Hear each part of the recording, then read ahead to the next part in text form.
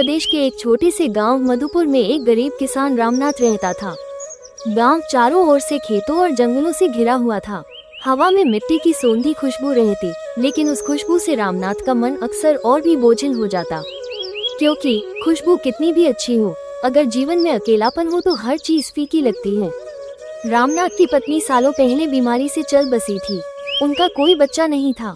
घर में बस एक टूटी फूटी झोपड़ी थी, जिसमें सूनेपन की गूंज ही सुनाई देती थी। रात को जब सन्नाटा छा जाता, रामनाथ आकाश की ओर देखता और सोचता, तारों के भी परिवार है, चांद का भी सूरज से रिश्ता है, लेकिन मैं किसके लिए जी रहा हूँ? उसकी आंखों से आंसू बह जाते। एक दिन शाम को रामनाथ जंगल से लकड़ियां काटकर लौट रहा था। दिन भर मेहनत से उसका शरीर थक गया था। भूख भी लगी थी। रास्ते में उसने झाड़ियों में हलचल सुनी। पहले तो उसने सोचा शायद कोई सांप या खरगोश होगा, लेकिन जब ध्यान से देखा तो एक छोटी सी चिड़िया जमीन पर पड़ी थी। उसके पंख से खून निकल रहा था। शायद किसी शिकारी बच्चे ने पत्थर मारा था। रामनाथ ने झुककर उसे उठाया। चिड़िया की आंखों में डर और दर्द साफ झलक रहा था। वो कांप रही थी। रामनाथ के दिल में करुणा उमड़ पड़ी। उसने धीरे से कहा, डर मत नन्ही, मैं तुझे कुछ नहीं करूँगा। वो उसे अपने गमछे में लपेटकर घर ले आया। घर पहुंचकर उसने उसकी चोट पर हल्दी लगाई, पंख को कपड़े से बांधा और पास में चावल दाने रख दिए।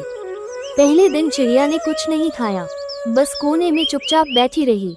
लेकिन रामनाथ उसके पास बैठकर बातें करता रहा।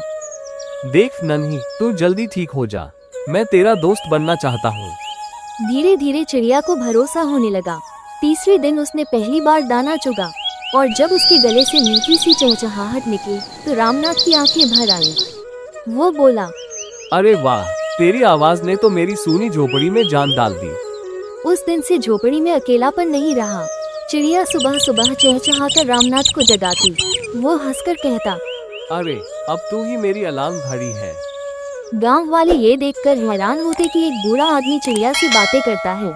एक दिन पड़ोसी ने हंसते हुए कहा, अरे रामनाथ, तू पागल हो गया है क्या? ये तो बस एक चिड़िया है, इससे तेरा क्या भला होगा?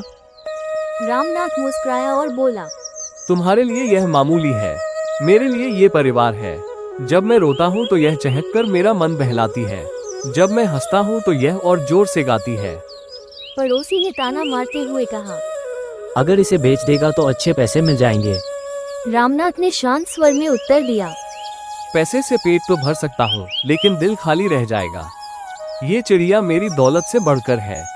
कुछ महीनों बाद गांव में भयंकर अकाल पड़ा। न खेतों में फसल हुई, न कुओं में पानी रहा। लोग भूख से मरने लगे। रामनाथ के घर में भी अनाज खत्म हो गया। कई दिनों तक उसने केवल पानी पीकर गुजारा किया। एक रात उसने चिड़िया से कहा, नन्ही, लगता है अब हमारा अंत पास है। खाने को कुछ नहीं बचा, लेकिन तेरा साथ पाकर मुझे लगता है कि मैंने जिंदगी जी ली है। उसकी आंखों से आंसू गिरे। चिड़िया चुपचाप उसके कंधे पर आ बैठी, जैसे कह रही हो, मैं तुझे अकेला नहीं छोड़ूंगी। सुबह होते ही चिड़िया उड़ गई। रामनाथ घबराकर बोला, ओह, तू भी मुझे छोड़कर चली गई, शायद भूख से बचने के लिए। उसका दिल टूट गया। उसने सोचा अब तो सचमुच अकेलापन ही उसका साथी है। लेकिन शाम होते ही चिड़िया लौट आई। उसकी चोंच में कुछ गेहूं के दाने थे। उसने वे दाने रामनाथ के पैरों में गिरा दिए। रामनाथ हैरान रह गया। आंसू उसकी आंखों से झरने लगे। उसने कहा, अरे नन्ही, तू तो मुझसे भी बड़ा दिल रखती है।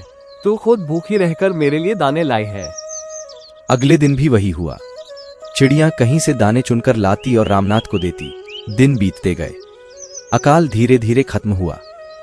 गांव में फिर से हरियाली लौट आई। अब गांव वाले रामनाथ को पहले की तरह गरीब किसान नहीं, बल्कि चिड़िया का दोस्त कहकर पुकारते। लोग बच्चों को उसकी कहानी सुनाते। देखो, यह वही रामनाथ है जिसे भगवान ने अकेला छोड़ा था, लेकिन उसने इंसानियत और दया से एक छोटे जीव को अपना बना लिया, और वही जीव उसके संकट में उसके काम आया। रामनाथ अक्सर गांव के चौपाल पर बैठकर कहा करता, धन दौलत से बड़ा खजाना है अपनापन। यह मैंने एक नन्ही सी चिड़िया से सीखा है। ये कहानी हमें सिखाती है कि इंसान चाहे कितना भी अकेला क्यों न हो, अगर वह दया और अपनापन दिखाए तो प्रकृति भी उसका साथ देती है।